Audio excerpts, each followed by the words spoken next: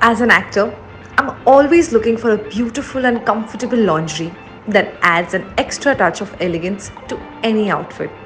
And guess what? I found the brand that ticks all the boxes. Enamor. So today I'm here to shop for some new collection.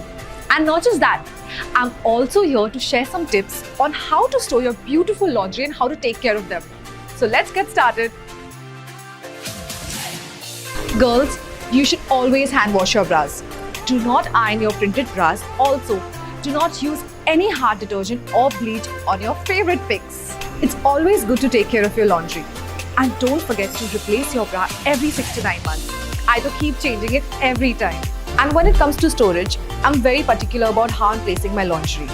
Never fold your bra. Store them standing up in a row with cups inside of each other to help them get their right shape.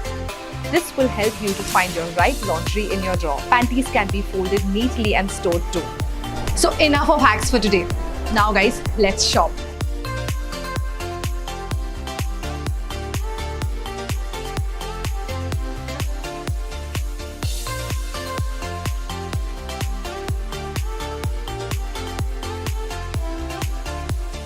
Let this video be a complete guide to laundry care hack.